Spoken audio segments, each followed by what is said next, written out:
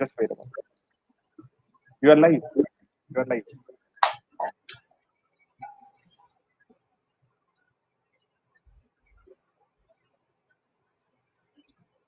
You are live, Aman. Okay. Hello everyone. Whoever is connecting with us from all over the world.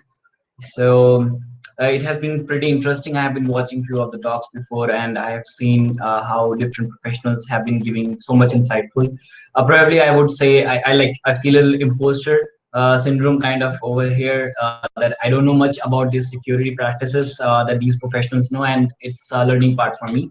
I'm a little young to the industry, but still, I think what I add to the industry is more kind of the fresh look on how to see product on the customer side of things, and that's what exactly my current today's talk is focused on.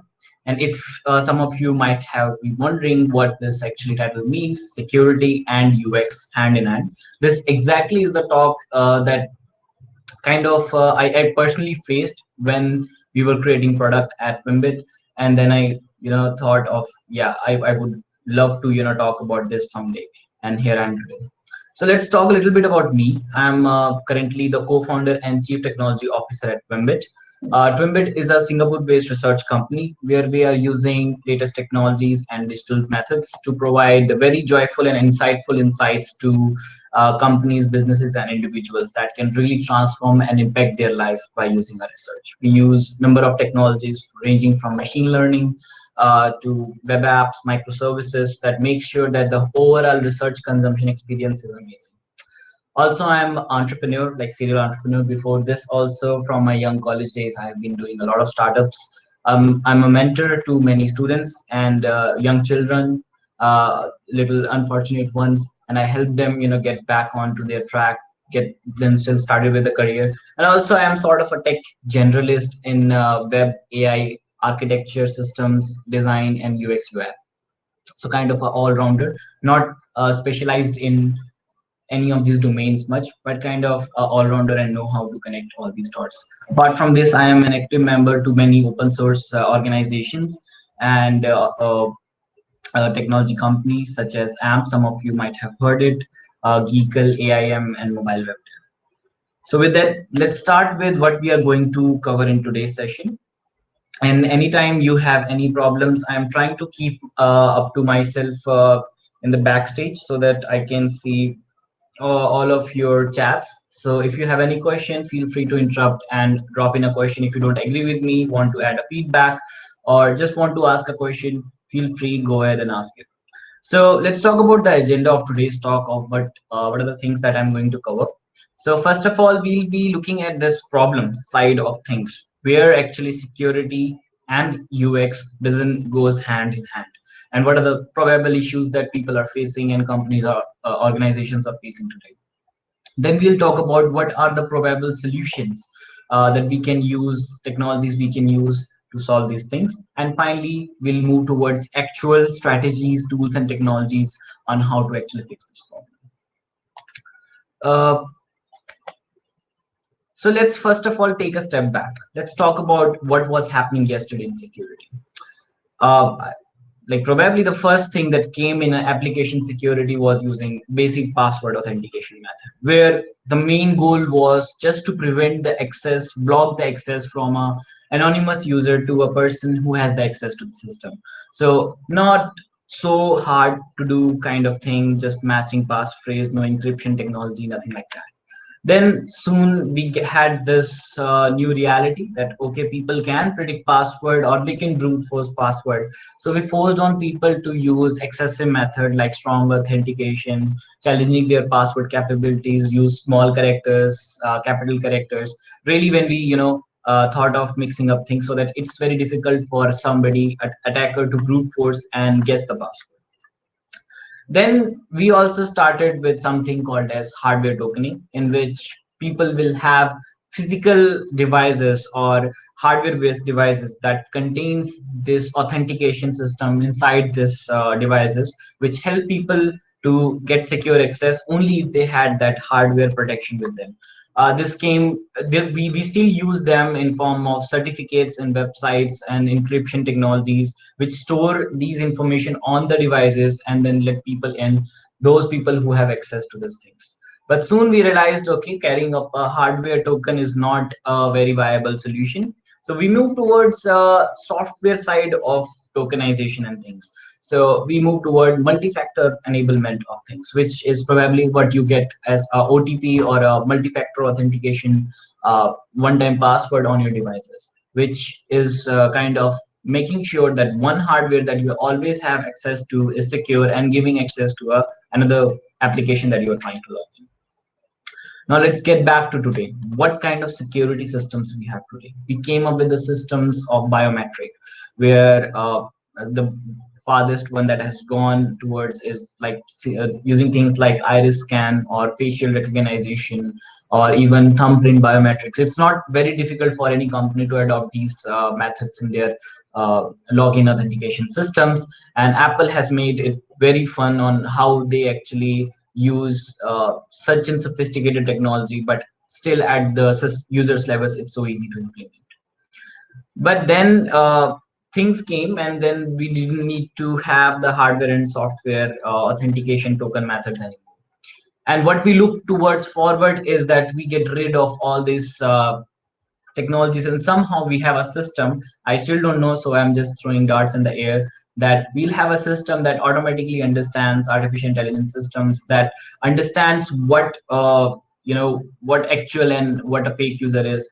And the world will be full of security parameters, but at the same time won't be a hassle for a person to secure his accounts. But let's come back to today. How people are actually intending to log into any application system, or when they are trying to come into a set application which they have accessed. Now, in an ideal scenario, when a person comes, he just goes directly into the login wall. He's asked for a password or a login access kind of thing if it's a multi-factor authentication, and then he gets application access, right? This is probably what we think how application login works. But not on a normal day. This whole application login process becomes so complicated that the person might end up not having a good day, and maybe he's getting forget password, which happens to me all the time, because you have to keep a unique password at the same time, and you have to keep a strong password, and humans are not very good at keeping these strong things, remembering all these strong things. And sometimes you need to verify, or if there is a security breach at the company's level, that has to that creates another additional problems for the individual user, which he never thought of. And then sometimes he has to prove that he's not a bot. He has to prove using captcha technologies. Then there is a middleware involved that verifies that identity, and then only he's able to access the application. So not a very typical ideal scenario, because if even single one, and this is just a kind of a representational method of how application login works. In reality, in actual reality, it's far more complex than that. If we go into the system such as microservices based applications, Google and Netflix, you guys will understand that how complicated things are. I think just the end of the last year, Google has a huge shutdown of its authentication system, in which one of their log services was full of quota, and then it was not able to even log in a single person across the entire whole web, and people were not able to use recommendations on YouTube. People were not able to log in with Google and all these kind of things. So imagine even a single piece in this whole puzzle, if it goes away, that creates trouble for the user. Not only that, even the current methods that we used, for example, the passwords, are not secure at all. They were made to make things secure, but it turned out that when people try to figure out what a secure password is, they try to copy the same methods at different places again. And 59% of users in actual use the same password that they think is secure across all the different services. So that means if one of the application is getting screwed up, that happened in case of Yahoo 10 years back, it will compromise all the places where this person used the same password to log in. And even though that application provider didn't thought that this application is going to be hacked, but still somebody's else fault, and then he has to clean the mess. So these all problems happen day to day.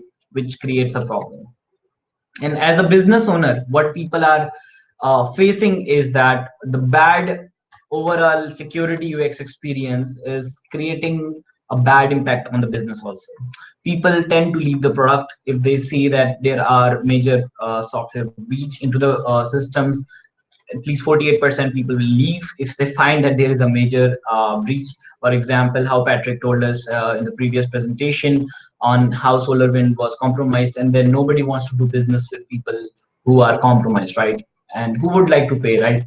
And also turned out to be that the security has been a major issue for overwhelming support tickets. At least 50% of support tickets are related to some kind of security issues like password reset and all that.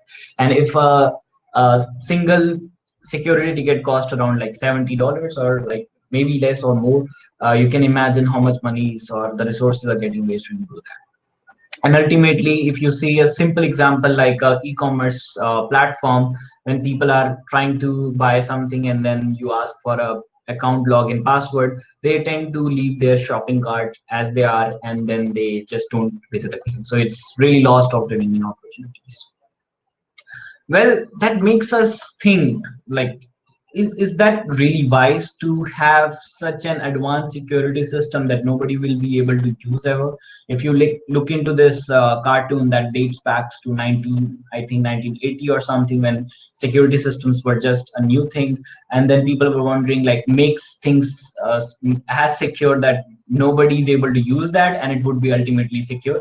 So is it really worth it to make things secure so much that nobody is able to use it? Is that what like really business needs to do today? So, and that's the fundamental question that we are trying to answer today in today's presentation, that must the safety always come at the expense of design? So security versus UX is all wrong. They need to go in hand in hand, and they need to be fixed together. So let's look around at what actually user experience means. So user experience means how people react to the usage of a product. You see, like, humans are always attentive to use products emotionally, even though it's a written code, it's a written mathematics, but still they get to tend to get attached when simple empathetic things like uploading a small birthday picture, or just logging to see how much account balance they have, or if they are trying to submit a new application form. They're not thinking the complexities of the whole system. They are thinking of how this application is making their life easier and what's the memorable moment that this application is creating. But on the other hand, people who own the product, who create the product, don't actually think much into that. They're just trying to get the job done. So that's where the UX problem actually occurs. So user experience actually means how we can think about the product in a very emotional and change our attitude towards user first experience. Also, there are a number of factors that count upon creating an amazing user experience, which include thinking of in practical ways, human ways of creating these interactive interactions of the system when people are trying to interact with the system, and also making the whole journey of a person valuable, not just accomplishing the task, but actually trying to think how a real world human would like to use it. So that's what user experience actually means. Some people get it confused with the design of a product, and you might add like amazing design and aesthetic look to the product, but maybe a single product button click or something that doesn't work fine will create a mess for a person. Now, what actually UX has to do with security? And I have kind of concluded this into three main things. So first of all, it's the person's right to feel that he owns the product. It shouldn't be that he's using a Google product or Microsoft product. When people think that the application is actually hosted somewhere else or somebody else owns the product, they tend to trust less about the product and think more about just getting the job done. And that's where the user experience is getting skewed. So if you give more controls, more flexibility, more ownership of the product to the person, that means that he will trust more and he'll think more about security of the product rather than just thinking about getting the task done. Second thing is, a good UX enforces people to have better security methods. It's a simple thing like creating a meter that tells about, okay, how strong your password is, and or maybe like suggesting what good password could be, like how Google autofill or suggest password is doing these days. That could help person secure things much more better than how he would do on a traditional basis. And also the main goal of UX is, see, UX is not understood by bots. That's the great thing, and that's also a side thing on human side, that as a human people understand UX a lot. So we need to think about UX in a way that it's very easy on humans, but at the same time it's as hard as on a bot. So a good UX will automatically create human life easier and would be very hard on the bot. So we are actually solving two things with the same story. So let's see upon what are the current problems that current UX users feel. That I have concluded seeing a lot of banking applications or security based applications that I day to day use. The first thing is that how humans can prove that they are actually human. And for this, people have been using captcha techniques, or choose what bridges are there, or traffic lights, or identify numbers for long ages, right? But imagine if you are just trying to get the job done and you don't have a good internet connection, your baby is crying next to you, you are driving your car and you just have this 2 minute red light and you have to get the job done. That's probably not the best experience you will feel, that you have been asked to just prove that you are not a robot. So that's the problem number one. The second problem that we see is fighting the password 123. As bad it is for the businesses, it's bad for the actual individual user if he's setting very unsecure passwords like this one. So how you can fight, and even if you like create a strong resolution of what kind of patterns a person can use, still sometimes they will end up screwing up and unforgetting their password, and then just like next time the whole UX won't be. Then the next thing is, how do you make sure that person is like able to recover the account very easily? Like asking stupid things like what's your cat first name, or doing this kind of things. Like sometimes people are not in that mood that they want to remember their cat first name, right? Maybe their sentimental like kind of values attached to that moment. So probably not the best thing all the time to ask for a recovery. Then next one is how we can ensure that people read the security practices. It shouldn't be just if we can like send the security practices to the email account of a person and then expect the person to get secured. That's not pretty much the way. Most of the time these end up in going into promotions or updates, and people just don't have that much time to update these many security policies. And last but not the least is how we can make logins great again. How we can, like, because I think since 20 years the logins have been same. Enter your user ID or email and enter your password, and then just okay, you are into the application. So how we can make logins great again, that people feel joyful whenever they enter into the product and they feel the sense of ownership of the product. I'll give you like a couple of minutes to actually think about what you think probable solutions can be for fighting all these problems. And do you think also that these are the problems that your company might all be facing, or maybe you never thought about it, but now you are having that eureka moment that, yeah, why didn't I thought about this before? And if you are the user, you're also facing this trouble. So why can't your users, your product users, or your company's application users can face the same thing?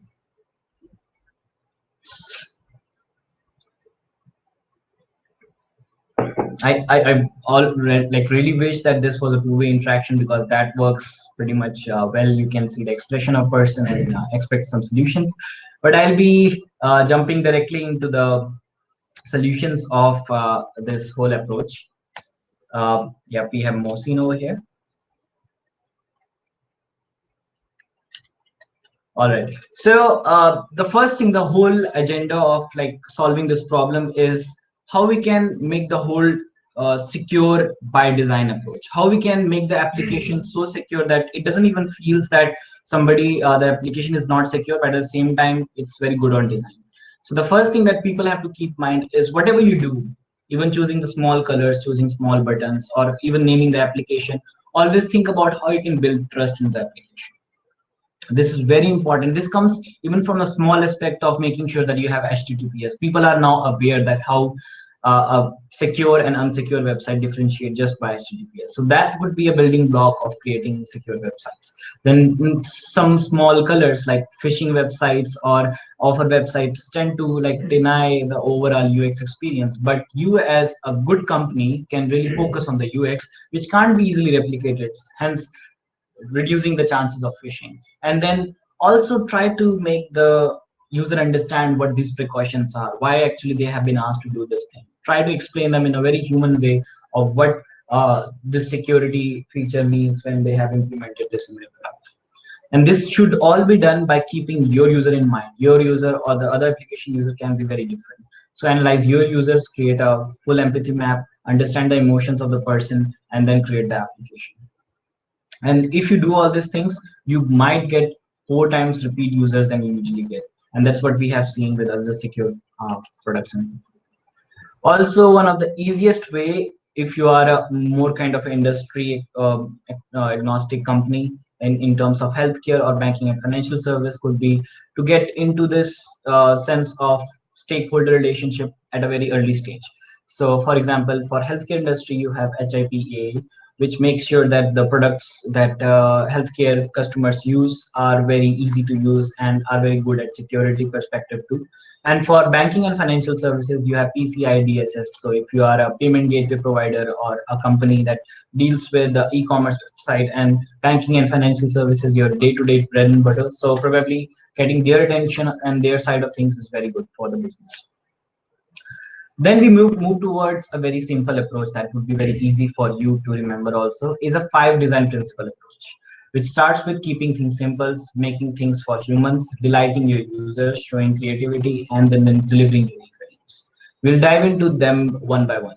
So the first one is keeping it simple, which just means that minimizing the whole effort of a person who is coming onto your application and reducing the whole circumstances that a person might end up not using your application. It starts with reduce, which means that you have to reduce the number of steps or the number of action that a person has to take in order to get a small task done. Then organize how different buttons are laid out, how different fields are laid out. Whatever things are necessary, try to bring them on the table and then organize them in a way that people find it very easy to find. And then priorities, find out what are the most important things. If something is not important for the UX, just leave it away from that step, and divide the whole thing into these kind of manner in order to make this thing as simple as possible. Then the next one is make for humans. Always remember what you are trying to accomplish. Always try to be in the shoes of your user, of what they are trying to do. Anticipate of what a normal journey of a person would look like if they were in you were in the same spot. And also let the person go of sometimes, even like sometimes making sure that the security is 100% tight is not a good thing. You have to understand a person might forget something and he is not in the best mental state to remember and recover these things. So create an application experience that kind of gives that avoidance and forgiveness when a person doesn't obey everything right in the product. Also, at the same time, when securing your application, try to make sure how you can delight the users. You can create a simple application without much effort into it, or you can delight your user by adding small finishing touches or small micro things that create amazing experiences. That starts with creating, like adding the basic needs, then adding appeal to every single click or the interaction that a person is making, and then adding some surprise element, like something like UI step that no other provider provides. That's totally up to you how your company actually features that. And then the next step in this user journey is exhibit craftsmanship. Here is where extensive knowledge about UX design and UI design comes into play. You can follow the latest trends about how people are securing things. You can follow and add micro interactions into the product and deliver a great value while preserving the whole human aspect to the things. Pay attention to details also, like how you can make a small, even a small click very good for a person. So if you do this, people will be delighted and they'll be coming back to the product again. And then finally, deliver a unique value. Fit. Always try to fit the whole application into the circumstances that the user is trying to use the application, not the other way around. Also, honor the wishes of the user. If you intend to deliver something in that single step, try to do that in the same step instead of making an all-round loop and leaving up to the user to figure it out. Align all these things with the same goals that you are trying to deliver for the customers. And if you follow all these things together, person will respect your security, he will sense the ownership of the product, and ultimately you will have a very good balance of security and user experience. Now, finally, let's talk about the actual tools and strategy that I promised you in the beginning of the presentation that I'll talk about. So the first strategy that comes upon is passwordless. Well, if somebody would have thought that, okay, passwords are screwing up people's personal user experience, so why don't just get rid of passwords, right? So that's what actually passwordless means. So passwordless means not remembering or memorizing the whole password at all. So kind of creating a sign-in method in which a person doesn't even need to have a password. So you might be wondering, then how can a person even log in and prove his identity? So this comes with a second additional factor, that is trying to see if the person has that kind of possession, which can be a single time OTP, or a link which is generated on his email, or a biometric kind of interaction. Google is very good in this, that like whenever you add a sign into a new device, it kind of asks you to tap yes on their old device or identify as a number, which is a very good security practice. At the same time, it's very secure. And the whole passwordless is the best method and the topmost in the list to improve the user experience of a person. So how a passwordless actually works is, like, your user is probably having the security methods which include adding a pin or adding a gesture control or a biometric on his end, which is very easy for the user. Now you have some kind of device and transducer in between which act as an authentication device, which whose whole task is to decode this intent of the user, which is very unique to that device. And then this device is actually acting as a token to the actual authentication server and providing a back access to the application. So at the same time, it's very easy for the user to perform these interactions. It's as secure as a 265 character encryption key. So this is a balance of both of these things and always work all the time. You probably don't know this, but many application companies are already using that, including Google, Apple. So if and I'll tell you about some companies that can help you start with this strategies right away if you are thinking of going passwordless for your application. Then the next one, strategy in this one to solve the passwordless problem, is Magic Link. This has been the same thing that Google asks you to tap yes on devices, but anybody, not even inside the Google ecosystem, can implement this. So what happens is that simply a person is asked to enter his email, then a magic link is sent to the email. When a person clicks on the email, it authenticates that the same unique link has been done, and then he's provided the access back to the application that he was trying to sign in. The other one is social contacts. It's very easy for you to, like, sign in with social and then leave the actual security work, heads of work, with these big giants who are very having great agile teams to handle that behemoth task of security, while you provide the seamless way of entering your password with this Google, or sign in with Google, sign in with Facebook. So it's probably the most easiest way to get into application while having the same security standard as the provider. The other one is WebAuthn, which has been recently adopted, but I think it would spread wide like a wildfire into the application domain. Apple has already adopted, in which you have to, have to give a biometric when you are using to enter the autofill password in a website, and you can have these strategies directly embedded inside your systems with other browsers and other applications also. So other way around is to reduce the number of sign-ins. So the less amount of time the person needs to sign in, the less chances are him to screw up the sign-in process. So how you can remember that is to have a smart cookie-based login system in which you respect the timeline, the time window in which a person is trying to log in. So, and finally, coming into this, you might not be a big company or a big business to take this behemoth task. So you can rely on offshore authentication system that provide this whole login journey and a seamless experience. What advantages these third-party systems add to your whole stack is that they save you a lot on the development cost. You don't need to worry about the support struggle because the support is totally theirs. And then you follow the latest security standards and the certifications that these behemoth companies are solving, and then you can focus on the core business. So that's all. And now let's see into the recap and summary of the whole thing. So first, define your goals and define your summary of the whole application agenda that you're trying to solve. Then gather the research about the users or the application problem that you're trying to solve. Then define the actual touch points that the person will be interacting with in your application. Create an empathy map for the user to be in the same shoes as your user. Finally, brainstorm with whole team and try to find the solution to that. Create an affinity diagram which act like a walkthrough of the whole application journey. Sketch the entire user journey. Create and develop the whole product. Then ask for feedback and improvise on this.